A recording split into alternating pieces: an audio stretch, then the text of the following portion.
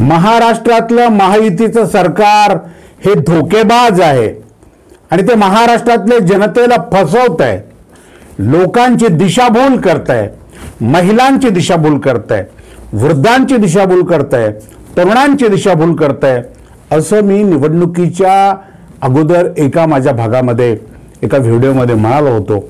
तेव्हा अनेक भारतीय जनता पार्टीच्या भक्त मंडळींनी त्या मला खूप ट्रोल केलं होतं, शिवाय घातल्या होत्या आणि आमचं सरकार जर राज्यात काही चांगलं करतंय तर तुमच्या पोटात दुखण्याचं काय कारण आहे, तुम्ही महाराष्ट्राच्या सरकारच्या योजनांना बदनाम करत आहात, अशा अनेक गोष्टी ते त्या कमेंटमध्ये लिहित होते।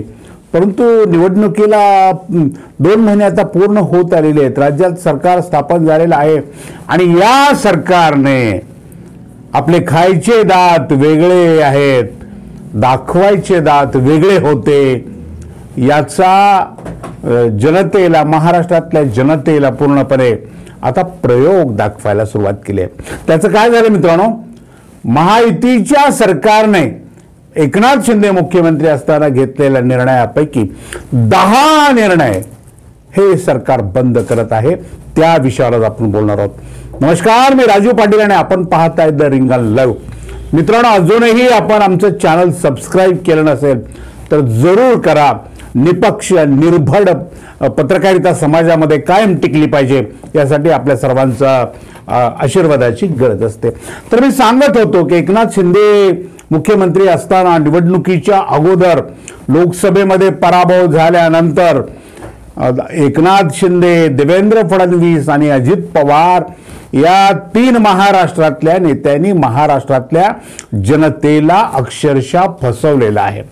आम्ही कसे जनतेच्या हिताचे काम करतोय, आम्ही कसं लोकांना मदत करणार आमचं सरकार आहे, आम्ही लोकांच्यापर्यंत आर्थिक मदत कशी पोहोचवतो वगैरे वगैरे गोष्टी त्यांनी निवडणुकीच्या काळामध्ये सांगितल्या।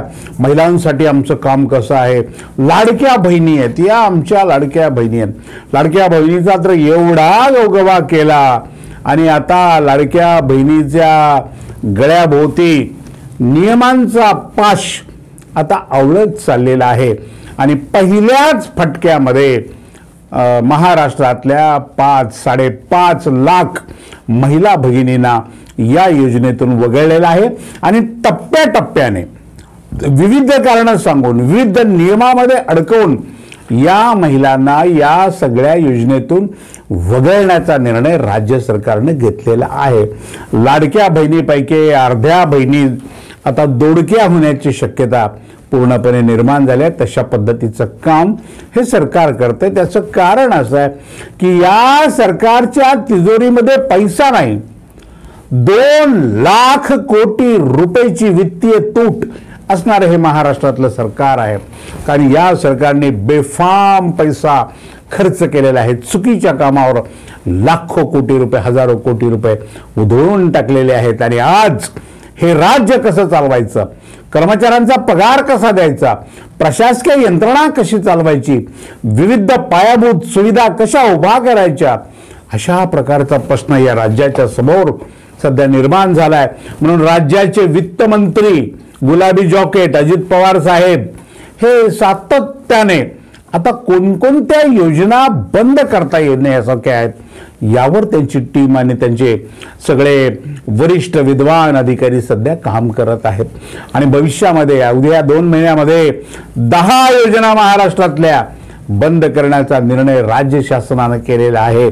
मात्र या योजना आम्ही बंद करत आहोत असं न म्हणता या योजनेमध्ये खोडे घालायचे विविध प्रकारचे, काही ठिकाणी काही योजनांसाठी कोर्टामध्ये आता मॅटर दाखल करायचं, त्याला स्टे काढायचा आणि योजना थांबवायची, हा एक यांचा प्रयत्न सध्या सुरू आहे। त्याच्यामध्ये ज्या 10 योजना बंद होणार आहेत ना मित्रांनो, त्या कोणकोणत्या आहेत आणि त्या का बंद होणार आहेत त्या विषयावर आता यापुढचा भाग आपण ऐकणार आहोत। मी सुरुवातीला सांगितलं की आपल्याला लाडकी बहीण योजना, लाडक्या बहीण योजनेतून आता 5 लाख लाडक्या बहिणींना वगळलंय। त्या बेकायदेशीर किंवा नियमबाह्य पद्धतीने या योजनेत सहभागी झाल्या होत्या असं सरकारचं म्हणणं आहे. परंतु सरकारनं या कामावर 450 ते 500 कोटी रुपये खर्च केलेले आहेत. या 450 ते 500 कोटी रुपयाला कोण जिम्मेदार आहे? कोणाचे पैसे सरकारने हे खर्च केले आणि बेकायदेशीररित्या कसल्याच पद्धतीचा अभ्यास न करता केवळ मताचं गणित जुळवण्यासाठी आपण त्या महिलांना पैसे दिले. हे राज्याच्या तिजोरीतून गेले. हे टॅक्सपेअरचे पैसे आहेत. महाराष्ट्रातल्या जनतेचे पैसे अशा पद्धतीनं उधळण्याचा अधिकार या सरकारला होता का, असा एक महत्त्वाचा प्रश्न आहे. दुसरा प्रश्न आहे मुख्यमंत्री तीर्थदर्शन योजना. आता बघा, सगळ्या राज्यातल्या वृद्ध नागरिकांना तीर्थदर्शनाला जाता यावं यासाठी तीर्थदर्शन योजना मुख्यमंत्री हे निवडणुकीच्या अगोदर सुरू केलं. म्हणजे खरं म्हणजे या वृद्धांनी महायुतीला मतदान करावं त्यासाठी हे केलेलं नाटक होतं. ही योजना आता बंद होते. शिवभोजन थाळी योजना जी की उद्धव ठाकरे यांच्या काळामध्ये सुरू झालेली आहे, ही शिवभोजन थाळी योजना सुद्धा आता बंद होते आहे. आनंद दिघे यांच्या नावानं सुरू केलेला विविध सणाला जी पाकिटे येत होती, दिवाळीला असेल, दसऱ्यात असेल किंवा गुढीपाडव्याला असेल, हा आनंदाचा शिधा आता बंद करण्याचा निर्णय अजित पवार हे घेत आहेत किंवा त्यांनी जवळपास घेतलाच आहे. लाडका भाऊ योजना जी होती की नोकरी लागेपर्यंत या महाराष्ट्रातल्या सुशिक्षित बेरोजगार बंधुआंना काही मदत करण्याची सरकारची जी घोषणा होती, आता ही योजना पण पूर्णपणे बंद करण्याचा निर्णय सरकारी पातळीवर होताना दिसतो आहे. गुलाबी रिक्षा योजना, महिलांसाठी जी योजना खास जाहीर करण्यात आलेली होती, ही गुलाबी रिक्षा योजना सुद्धा आता बंद होते. मागेल त्या शेतकऱ्याला सौर ऊर्जा हे सरकार देणार होतं, परंतु आता ज्या शेतकऱ्यांनी या सरकारकडे अर्ज केलेले आहेत त्यापैकी 5% शेतकऱ्यांचे सुद्धा अर्ज मंजूर होत नाहीत. प्रकरण पेंडिंग आहे किंवा ज्यांनी अशा पद्धतीचे सौर पंप आपल्या शेतामध्ये बसवलेत त्यासाठी आवश्यक असलेलं जे अनुदान द्यायचं होतं तेही हे सरकार देत नाही. हे योजनेतलं वास्तव आहे आणि ही योजना आता भविष्यामध्ये बंदच होण्याच्या पूर्णपणे मार्गावर आहे. 10 लाख नागरिकांना हे सरकार घरे देणार होतं महाराष्ट्रातल्या. आपण घोषणा ऐकली आहे निवडणुकीतील की महायुतीचं हे सरकार महाराष्ट्रातल्या बेघर नागरिकांना 10 लाख लोकांना घरे देणार. ही योजना पूर्णपणे गुंडाळून ठेवलेली आहे. 10 लाख सोडा, 10 घरं बांधण्याची ताकद आणि ऐपत या सरकारकडे उरली नाही. हे अत्यंत महत्त्वाचं वास्तव आहे. लाडक्या बहिणींना वाढीव रकमेनं पैसे देण्याचा आहे सरकारची घोषणा होती, परंतु आहे तेच 1,500 रुपये देणं या सरकारला कठीण होऊन बसलेलं आहे. त्यामुळे ते आता वाढीव रक्कम मिळेल यावर आता एक पैसा सुद्धा जनतेचा विश्वास उरलेला नाही. अशा पद्धतीने या 10 योजना या सरकारने पूर्णपणे बंद केलेल्या आता आहेतच. म्हणजे अधिकृतपणे अशी घोषणा होणं बाकी आहे.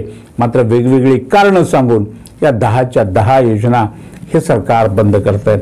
महाराष्ट्रामधल्या जनतेने एकनाथ शिंदे यांना आपला खूप संवेदनशील लाडका भाऊ आहे, खूप जनतेच्या हिताचा नेता आहे असं समजून एकनाथ शिंदे यांना पुढे करून, त्यांचा चेहरा पुढे करून महाराष्ट्राला पूर्णपणे फसवण्याचं काम देवेंद्र फडणवीस आणि त्यांच्या मार्गदर्शकांनी किंवा त्यांच्या काय म्हणतो आपण त्याला की स्ट्रॅटेजी ठरवणाऱ्या लोकांनी महाराष्ट्रामध्ये केलेलं आहे. आणि महाराष्ट्रातल्या जनतेला निवडणुकीमध्ये त्यांची मतं मिळवण्यासाठी विविध जाती धर्माची महामंडळं स्थापन केली. किती महामंडळं स्थापन केली त्याची यादी वाचणं सुद्धा अत्यंत मुश्किल आहे. परंतु या महामंडळाला त्या समाजाच्या लोकांच्या विकासासाठी काही निधीची तरतूद करण्याची शक्यता आता पूर्णपणे संपलेली आहे. निधी त्या महामंडळाला देण्यासाठी आवश्यक असलेला पैसा सरकारकडे नाही, कारण सरकारचं उत्पन्न, सरकारचा खर्च, सरकारची देणी याचा ताळमेळ कुठल्याही किमतीमध्ये महाराष्ट्रामध्ये बसत नाही. त्यामुळं आणि बघा ते कॉन्ट्रॅक्टर लोकांची तर अशी अवस्था झाली आहे की ज्यांनी सरकारच्या भरोशावर वर्क ऑर्डर हातामध्ये घेऊन विविध विकासाची कामं केलेली आहेत, बांधकामं केलेली आहेत, अशा कॉन्ट्रॅक्टरला देण्यासाठी आवश्यक असलेली रक्कम 90,000 कोटी रुपये जवळपास जे देणं आहे सरकारी कॉन्ट्रॅक्टरचं, हे देणं द्यायला सुद्धा सरकारकडं पैसा नाही.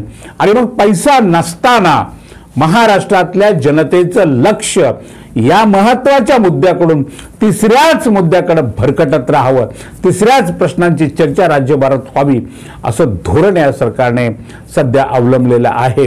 आणि 2 महिने निवडणुकीच्या नंतर धनंजय मुंडे यांच्या राजीनाम्याच्या प्रकरणामध्ये या सरकारनं काढलेले आहेत. आणि 2 महिने या राज्यातल्या सरकारचं जे लक्ष आहे, जनतेचं जे लक्ष आहे, ते सरकारच्या या महत्त्वाच्या मुद्द्यांकडं न येऊ देण्याचं काम पूर्णपणे सरकारी पातळीवर झालेलं आहे. माध्यमं या गोष्टीची चर्चा करत नाहीत. माध्यमं या गोष्टीचा जाब सरकारला विचारत नाहीत की जी आश्वासनं तुम्ही निवडणुकीच्या अगोदर महाराष्ट्रातल्या जनतेला दिलेली होती, त्या आश्वासनांचं काय झालं, त्या आश्वासनांची पूर्ती आपण कधी करणार आहात, कशा पद्धतीने करणार आहात, याचा जाब महाराष्ट्रातली जी मुख्यधारामधली जी मीडिया आहे हे विचारत नाही. यांची हिंमत नाही, कारण यांची पोटं जाहिरातीच्या पैशांनी इतकी भरलेली आहेत की निवडणुकीच्या काळामध्ये आणि आताही अगदी पानन जाहिरातीने भरून गेलेली ही वृत्तपत्र, लाखो शेकडो कोटीमध्ये बिलं वसूल करणारी शासनाकडून ही माध्यमं, ते या महत्त्वाच्या प्रश्नावर बोलणार नाहीत. महाराष्ट्रातला सोयाबीनचा प्रश्न, सोयाबीनचा मुद्दा अत्यंत महत्त्वाचा असताना या सरकारने सोयाबीन उत्पादक शेतकऱ्यांना धीर आणि दिलासा दिला नाही. ज्या पद्धतीची खरेदी केली, ही पण संपूर्ण खरेदी महाराष्ट्र शासनाने केलेली नाही. अर्ध्या शेतकऱ्यांची सोयाबीन खरेदी केलं, अर्ध्या शेतकऱ्यांना त्यांना ताटकळत ठेवलं. तीच परिस्थिती विदर्भामध्ये कापसाच्या बाबतीमध्ये आहे. हे सरकार नेमकं काय करतंय, या सरकारचं नेमकं काय चाललंय, हे सरकार आता कसं चालणार आहे, कशा पद्धतीनं चालवण्याचा निर्णय हे सगळे लोक घेत आहेत, याकडं आता महाराष्ट्राचं लक्ष लागून आहे. एक गोष्ट मात्र प्रामाणिकपणे प्रत्येक ऐकणाऱ्या नागरिकांनी कबूल केली पाहिजे की सरकारने महाराष्ट्रातल्या जनतेला फसवलेलं आहे. निवडणुकीच्या अगोदर दिलेले सगळे आश्वासनं हे जुमले होते, हे आता जवळपास सिद्ध होत चाललेलं आहे. आज इतकंच. पुन्हा विनंती, अजूनही चॅनल सबस्क्राईब केलं नसेल तर जरूर करा आणि पाहत रहा द रिंगण लाईव्ह, आवाज महाराष्ट्राचा.